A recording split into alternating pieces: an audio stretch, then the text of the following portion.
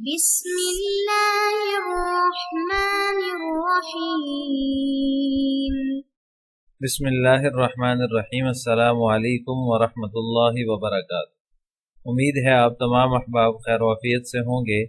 آج جلالین ثانی کا سبق نمبر 196 ہے، اور اس سبق کے اندر ہم سورہ قلم کی آیت نمبر 1 سے لے کر 3 تک کا ترجمہ اور تفسیر پڑھیں گے۔ سورۃ نون مکیۃ سنتان و خمسون آیۃ۔ سورہ نون مکی صورت ہے اور اس کی 52 آیات ہے۔ سورہ نون بھی اس کا نام ہے اور سورہ قلم بھی اس کا نام ہے۔ مصنف نے سورہ نون ذکر کیا ہے کیونکہ یہ حروف مقطعات میں سے جو ایک حرف ہے نون، اس سے شروع ہو رہی ہے، اس وجہ سے اس کو سورہ نون بھی کہا جاتا ہے۔ اور اسی طرح سورہ قلم بھی اس کا نام ہے کیونکہ القلم اس کی جو پہلی آیت ہے اسی کے اندر قلم کا ذکر ہے، اسی مناسبت سے اس کا نام سورہ قلم بھی ہے۔ بسم اللہ الرحمن الرحیم، شروع اللہ کے نام سے جو بڑا مہربان نہایت رحم والا ہے۔ نون والقلم وما یسطرون، نون یہ حروف مقطعات میں سے ہے اور اس کی مراد اللہ تعالیٰ ہی جانتے ہیں۔ والقلم، اے پیغمبر قسم ہے قلم کی، وما یسطرون، اور اس چیز کی جو وہ لکھ رہے ہیں۔ ما انت بنعمت ربک بمجنون، اپنے پروردگار کے فضل سے تم دیوانے نہیں ہو۔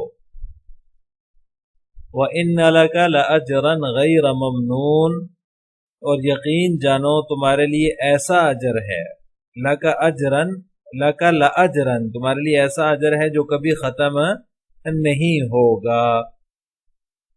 عزیز طلبہ، جیسا کہ میں نے پہلے ذکر کیا کہ نون جو ہے یہ حروف مقطعات میں سے ہے، اور حروف مقطعات کے بارے میں مفسرین کا یہ جو ہے وہ موقف ہے کہ حروف مقطعات جو ہے یہ اس کی مراد اللہ تعالیٰ ہی جانتے ہیں، اللہ کے علاوہ کوئی نہیں جانتا۔ یہ نون جو ہے یہ حروف ہجا جو ہیں، حروف تہجی جو ہیں، ان میں سے ایک حرف ہے جس کی مراد اللہ تعالیٰ ہی جانتے ہیں۔ والقلم وما یسطرون، یہاں سے سورہ قلم اس آیت سے شروع ہو رہی ہے۔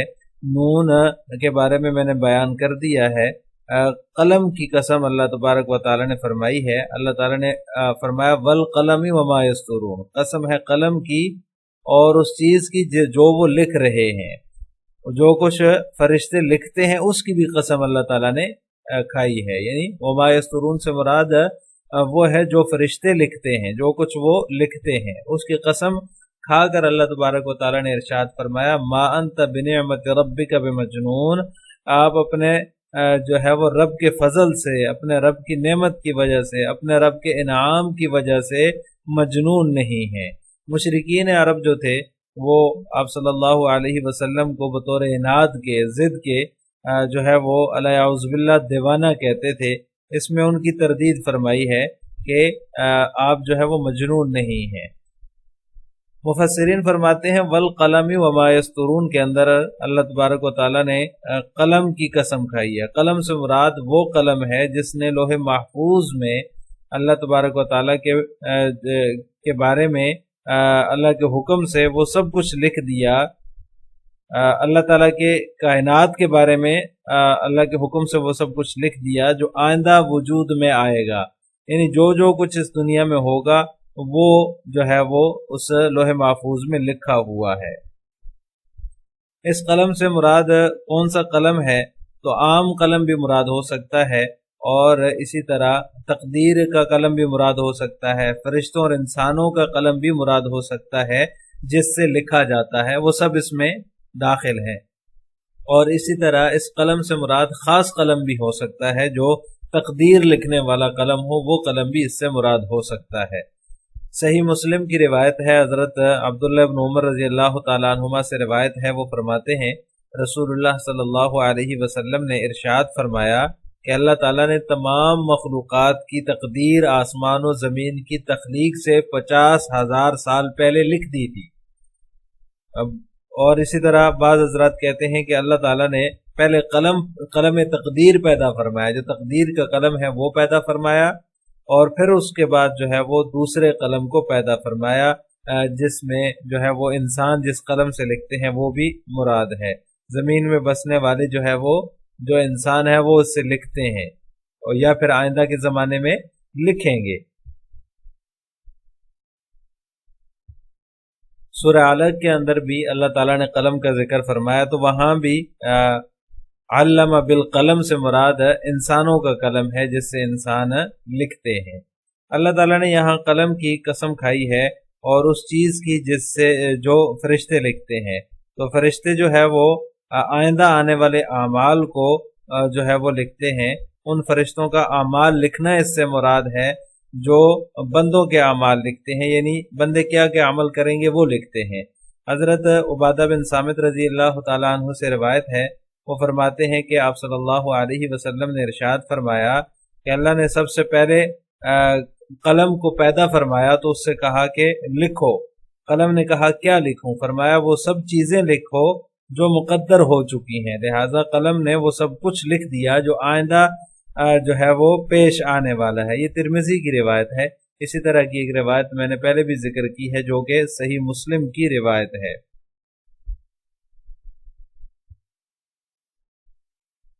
آگے فرمایا ما انت بنعمت ربک بمجنون، آپ اپنے رب کی نعمت کی وجہ سے مجنون نہیں ہیں، اپنے رب کے فضل سے مجنون نہیں ہیں، یعنی اللہ تعالیٰ نے آپ کو نعمت دی ہے، اپنے فضل سے نوازا ہے اور نبوت کی نعمت عطا فرمائی ہے۔ اس نعمت کی وجہ سے آپ انہیں توحید کی دعوت دیتے ہیں، وہ دعوت سن کر جو ہے وہ لوگ آگے سے آپ کو مجنون کہتے ہیں، حالانکہ جس پر اللہ تعالیٰ کی رحمت مکمل ہوتی ہو وہ مجنون نہیں ہو سکتا۔ یعنی اللہ تعالیٰ کی رحمت آپ پر مکمل ہوئی ہے، اللہ تعالیٰ نے آپ کو جو ہے وہ اپنی رحمت سے نوازا ہے، اپنے فضل سے نوازا ہے۔ تو قرآن کریم میں اللہ تعالیٰ نے جو قسم کھائی ہے تو وہ گویا کہ جو جس کے اوپر قسم کھائی گئی ہے اس کی ایک قسم کی گواہی دی ہے، شہادت دی ہے کہ دنیا کی تاریخ میں دیکھ لو جو جو لکھا ہوا ہے، جو جو حالات اور جو ہے وہ واقعات تم سنتے چلے آ رہے ہو، کیا ایسے اعلیٰ اعمال والا اور ایسے اعلیٰ اخلاق والا شخص دیوانہ ہو سکتا ہے؟ خود ان لوگوں کی عقلیں کہاں ہیں جو ایسے عاقل، کامل اور صاحب خلق عظیم کو مجنون بتا رہے ہیں۔ وَإِنَّ لَكَ لَأَجْرًا غَيْرَ مَمْنُونَ، اللہ کے ہاں آپ کے لیے ایک زبردست اجر ہے جو نہ ختم ہونے والا ہے، یعنی لوگ آپ کو دیوانہ کہہ رہے ہیں اور آپ انہیں توحید کی دعوت دے رہے ہیں۔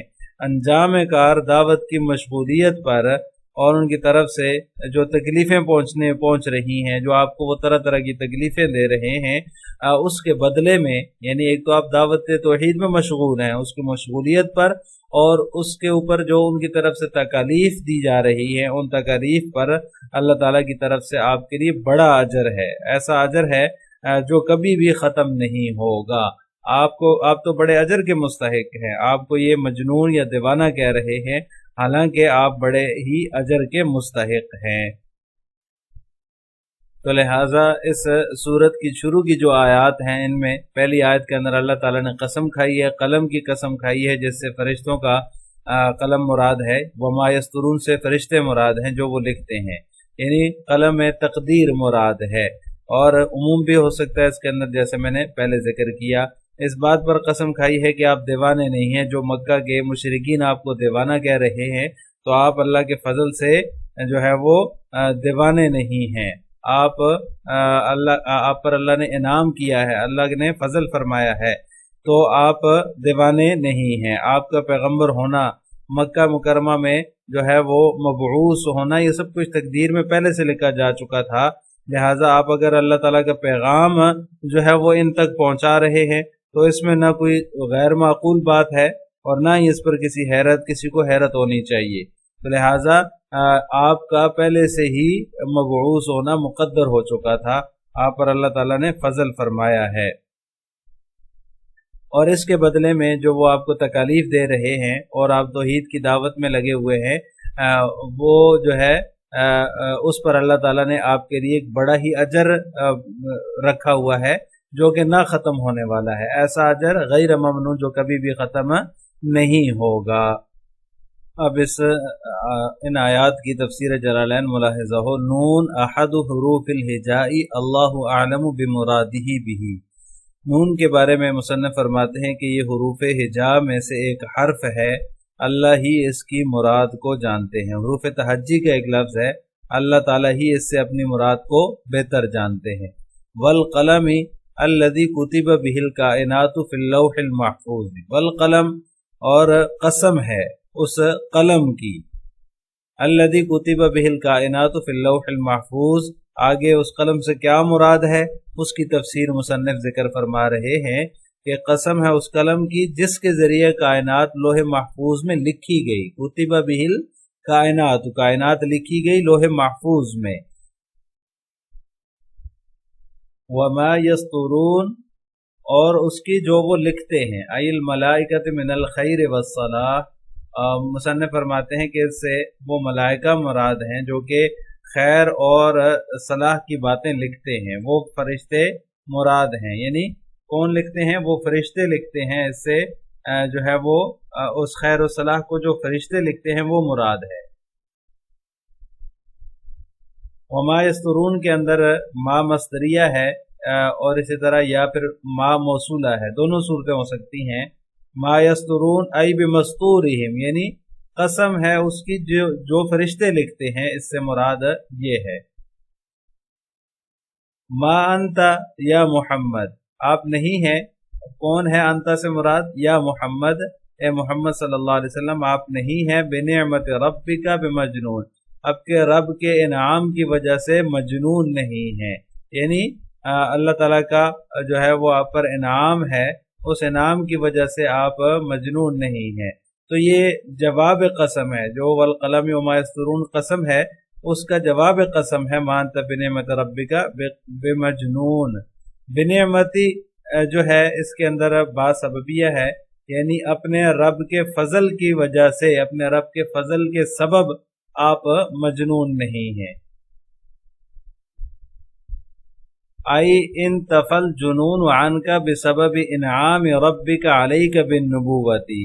मुसन्निफ इसकी तफसीर जिक्र फरमा रहे हैं कि तेरे रब के तेरे ऊपर नबूवत वगैरह का जो फजल है उस फजल के सबब तो इससे जुनून मुंतफी है। इन तफल जुनून मुंतफी है उस के सबब बेसबब इनाम रब्बी का, जो तेरे रब का तेरे ऊपर इनाम है, अलैका आपके ऊपर, बिन नबूवत नबूवत वगैरह का जो फजल अल्लाह ने किया उस वजह से आप मजनून नहीं हैं।